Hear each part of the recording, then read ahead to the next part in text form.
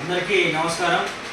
మరి గత 2 రోజుల నుంచి కూడా సిద్దిపేట ఎమ్మెల్యే మాజీ రాష్ట్ర మంత్రివర్యులు మరి కల్వకుంట్ల కుటుంబానికి చెందినటువంటి మాజీ ముఖ్యమంత్రి చంద్రశేఖరరావు గారి అల్లుడు విసిరినటువంటి సవాళ్లకు ధీటుగా మరి విషయం ఏంటంటే ప్రస్తుతం ఉన్నటువంటి మా యనుమల రేవంత్ రెడ్డి గారు ముఖ్యమంత్రి గారు 2015 ఇప్పుడు ఆగస్టు 15 తారీఖు వచ్చే 15 ఆగస్టు 15 తారీఖు లోపల రైతులకు ఉన్నటువంటి 2 లక్షల రుణమాఫీని పూర్తిగా మాఫీ చేస్తానని సమావేశం.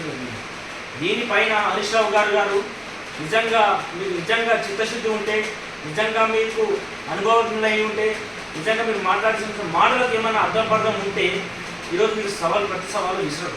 ఎందుకోసం అంటే మేము అధికారంలోకి కాంగ్రెస్ పార్టీ వచ్చి 3 నెలలు అవుతా ఉంది. ఈ 3 నెలల లోపల ఇచ్చిన 6 గ్యారంటీల లోపల ప్రతి ఒక్కటి మేము అమలు చేస్తూ ఉన్నాము. అదేవిధంగా ముఖ్యమంత్రి వారు ఏం చెప్పారు, 15 ఆగస్టు లోపల ఈ శ్రీ లక్ష్మీ నరసింహస్వామి మీద ఒట్టేసి మరీ చెప్పారు ఆగస్టు 15 తారీఖు వరకు 2 లక్షల రుణమాఫీ చేస్తానని చెప్పారు. మరి మీరేమంటున్నారు? నిజంగా 15 తారీఖు వరకు మీరు రుణమాఫీ చేస్తే రాజీనామా లెటర్ తీసుకొని రావాలని చెప్పి మీరు మాట్లాడుతున్నారు. అయ్యా, నీకు ఇంతనన్నా నిజంగా బుద్ధి, జ్ఞానం, సిగ్గు, శరం ఏమైనా ఉందా? ఉంటే మీరు ఇలా మాట్లాడరు. మీ పైన నిజంగా కొంత మాకు రెస్పెక్ట్ అనేది అవగాహన అనేది మాకు ఉంది. ఎందుకోసం అంటే మీరు చదువుకున్నారు, మీరు అనుభవజ్ఞులు, మీ మీద ఇంత మాకు రెస్పెక్ట్ ఉంది. కానీ మీరు అది కూడా పూర్తిగా కోల్పోతూ ఉన్నారు. నిజంగా మీ మామ కేసీఆర్ లాగా వ్యవహరిస్తూ ఉన్నారు. ఎందుకోసం అంటే ఈరోజు మీరు 10 సంవత్సరాలు కూడా తెలంగాణ రాష్ట్రానికి అధికారం పరిపాలించారు. మీరు అధికారంలోకి వచ్చినప్పుడే నిజంగా దళితులు ముఖ్యమంత్రి చేస్తా అని చెప్పారు, రైతులకు రుణమాఫీ చేస్తా అని చెప్పారు, 3 ఎకరాల భూమి ఇస్తా అని చెప్పారు, నిరుపేదలకు కేజీపీ ఉచిత విద్య అమలు చేస్తా అని చెప్పారు. ఫీజు రియంబర్స్మెంట్ ఫీజు రియంబర్స్మెంట్ మొత్తం పెండింగ్లో ఉన్నటువంటి ప్రతి ఒక్కరికి కూడా బిల్లులు మీరు విడుదల చేస్తా అని చెప్పారు. కానీ ఇందులో ఏమైనా ఒక్కటి కూడా అమలు జరిగిందా అంటే జరగలేదు. మీరు 10 సంవత్సరాలలోపు చేయండి, మేము 3 నెలల్లో వచ్చినప్పటి నుంచి కూడా ప్రతి ఒక్కటి ఇచ్చిన 6 గ్యారంటీల్లో కూడా అమలు చేస్తూ ఉన్నాం. ఫ్రీ బస్ అమలు చేసినాం. ఆరోగ్యశ్రీ మీరు కరోనా టైంలో ఒక్కడు కూడా మీ ప్రభుత్వంలో ఉన్నవాడు కూడా కరోనా టైంలో ఒక్క వ్యక్తి కూడా ఈరోజు కరోనాతో మృతి చెందితే ఒక్కరు కూడా పరామర్శించే సందర్భం లేదు. మేము ఆరోగ్యశ్రీ ఉన్నటువంటి ఆరోగ్యశ్రీ పథకాన్ని కూడా మేము అమలు చేసి 10 లక్షల రూపాయల వరకు ఈరోజు బీమా వరకు అర్జించబడేయడం జరిగింది. ఇచ్చిన డిఎస్సీ కూడా మేము విడుదల చేయడం జరిగింది. 30,000 ఉద్యోగాల వరకు మేము విడుదల చేయడం జరిగింది. ఇలా అనేకమైనటువంటి రకాలుగా మేము ఈరోజు ఉద్యోగాలు అమలు చేసుకుంటూ పోతే మీరు 10 సంవత్సరాల నుంచి కూడా ఉచితంగా చేసింది ఏమీ లేదు. అయినటువంటి మీరు ఈరోజు మేము మీ గురించి మాట్లాడాల్సిన అవసరం లేదు. కానీ మీరు ఏదో చర్చనీయాంశంగా జరగాలి, ఏదో రాజకీయంగా మీరు పబ్లిక్లో ఉండాలనే ఉద్దేశంతో, చెడు ఉద్దేశంతో మాత్రము మీరు రెచ్చగొట్ట వ్యాఖ్య చేస్తున్నారు. కానీ ఇది సరైన పద్ధతి కాదు.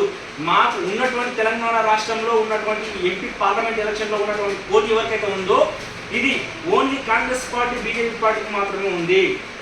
కాబట్టి టీఆర్ఎస్ పార్టీ అనేది బీఆర్ఎస్ పార్టీ తెలంగాణ రాష్ట్రంలో లేదు. ఇది అంకితం అయిపోయింది. మీ గురించి మాట్లాడిన సమయం కూడా వృధా అవుతుంది. కాబట్టి తెలంగాణ ప్రజలారా మేము కోరుకునేది ఒకటే, ఖచ్చితంగా తెలంగాణ రాష్ట్రంలో కాంగ్రెస్ పార్టీ బంగారు భవిష్యత్తుకు బాటలు వేస్తూ ఉంది. నిజంగా ఈ తెలంగాణ రాష్ట్రం భారతదేశంలో కూడా నిజంగా కాంగ్రెస్ పార్టీ వస్తేనే భవిష్యత్తు మారుతూ ఉంది. అయ్యా, దండం చేసుకుని గతంలో మీకు మాకంటే అనుభవం తెలంగాణ ప్రజలు ఉన్నారు. ఎందుకోసం అంటే ఈ భారతదేశంలో కాంగ్రెస్ పార్టీ ఉంటే దేశ భవిష్యత్తు ఎలా ఉంటుందో, మన భారతదేశానికి స్వాతంత్రం వచ్చినప్పటి నుంచి కూడా బ్రిటిష్ పరిపాలకుల నుంచి కూడా తరిమికొట్టిన రాష్ట్రాన్ని దేశంగా మార్చాల్సింది. ఈరోజు కాంగ్రెస్ పార్టీ అధికారంలో ఉంది. ప్రతి ఒక్కరు కూడా ఈరోజు భారతదేశ ప్రాథమిక పౌరులకు ప్రజాస్వామ్యాన్ని కాపాడే విధంగా ఈరోజు మనకు రాజ్యాంగాన్ని అమలుపరిచే విధంగా కూడా కృషి చేసింది కూడా కాంగ్రెస్ పార్టీ. అలాంటి కాంగ్రెస్ పార్టీని ఈరోజు ప్రజలు నమ్మకం బీజేపీకి అవకాశం ఇచ్చారు. 10 సంవత్సరాల నుంచి కూడా బీజేపీ చేసింది ఏమీ లేదు. అయ్యా, ఉన్నటువంటి భారతదేశాన్ని కూడా విడగొట్టి పరిపాలిస్తూ ఉన్నారు. దేవుని పేరు మీద, మతాన్ని పేరు మీద దేశాన్ని ఉత్తేజించి రాజకీయంగా వ్యవహరిస్తూ ఉన్నారు. దేవుని ఈరోజు మా రేవంత్ రెడ్డి గారు చెప్పి నిజంగా భక్తి అనేది గుండెల్లో ఉండాలి, దేవుడు అనేది గుడిలో ఉండాలి. ఇది నిజమైన వాస్తవం. ఎందుకంటే దేవుని పేరు పెట్టుకొని రాజకీయం చేయడం సరైన పద్ధతి కాదు. భారతదేశంలో ఉన్న ప్రతి ఒక్క పౌరుడు హిందూ సాంప్రదాయానికి సంబంధించిన వాడు, హిందూ దేవుని నమ్ముకున్నటువంటి వాడు. ఇది సరైన పద్ధతి కాదు. తెలంగాణ మన భారతదేశ ప్రజలారా మీరు గమనించండి, భారతదేశంలో ఏ విధంగా జరుగుతూ ఉంది. ఈరోజు మీరు చదువుకున్న వ్యక్తి ప్రతి ఒక్కరు కూడా నిజంగా సరైన పద్ధతిలో ఆలోచించకపోతే, సరైన మార్గంలో ఆలోచించకపోతే ఈ భారతదేశము చీచి చెండారు మరియు పాకిస్తాన్ కంటే దారుణంగా ఈరోజు బీజేపీ ప్రభుత్వం కుట్రలు చేసే విధంగా చేస్తూ ఉంది. కాబట్టి ఈ వచ్చే ప్రభుత్వం తెలంగాణ రాష్ట్రాన్ని కాంగ్రెస్ ప్రభుత్వంలో అధికారంలోకి వచ్చింది. అదేవిధంగా భారతదేశం కూడా అభివృద్ధి చెందాలంటే, భారతదేశం కూడా నిజంగా ముందు అభివృద్ధి బాటలు జరగాలంటే, మంచి జరగాలంటే ఖచ్చితంగా కాంగ్రెస్ ప్రభుత్వం అధికారంలోకి రావాలి. బీజేపీ ప్రభుత్వము ఈరోజు వాళ్ళు కొత్తగా ఏం చేస్తారనేది తెలియదు, కానీ ఉన్నటువంటి రిజర్వేషన్ కూడా రద్దు చేస్తూ ఉంది. ఉన్నటువంటి ప్రభుత్వ ఈరోజు సంస్థలను కూడా ప్రైవేటైజ్ చేస్తూ ప్రైవేటు ఉద్యోగాలకు వాళ్ళ అంబానీ, ఆదాని, ప్రధాని మోడీ వాళ్ళ దోస్తులకైనటువంటి వాళ్ళ పెత్తందారులకు అమ్ముకుంటా ఉన్నారు. కాబట్టి మీకు ఒకటి కావాలి, అభివృద్ధి చేసేటటువంటి వ్యక్తి కావాలన్నా, ప్రజలకు మంచి చేసేటువంటి వ్యక్తి కావాలన్నా, లేకపోతే ఉన్నటువంటి ఆశలను అమ్ముకొని ఉన్నటువంటి భారతదేశం తుంగలో తొక్కే విధంగా ఉన్నటువంటి పర్సన్స్ ప్రధాని మోడీ కానీ, అమిత్ షా కానీ ఈరోజు బీజేపీ ప్రభుత్వం ఉన్నటువంటి బీజేపీ ప్రభుత్వం కావాలన్నా ఒకసారి ఆలోచించుకోండి. కాబట్టి దయచేసి చేతులు దండం పెడతా ఉన్నా, ఖచ్చితంగా ఈ చేవెళ్ల పార్లమెంట్ నియోజకవర్గం నుంచి కూడా ఖచ్చితంగా మన కాంగ్రెస్ పార్టీ తీసుకున్నటువంటి పేరు రంజిత్ రెడ్డి గారు ఎలాంటి మచ్చలేనటువంటి వ్యక్తి వారికి మీ అమూల్యమైన ఓటు వేసి చేవెళ్ల నుంచి పార్లమెంటు రంజిత్ రెడ్డి గారిని గెలిపించాల్సిందిగా కోరుతా ఉన్నాం దయచేసి. ఎందుకంటే ప్రజలు గమనించండి, ప్రతి ఒక్కటి మీరు గమనించండి, మీకు ప్రతి ఒక్కటి తెలుసు దేశంలో ఏం జరుగుతుంది, మీరు ఆలోచించాలి.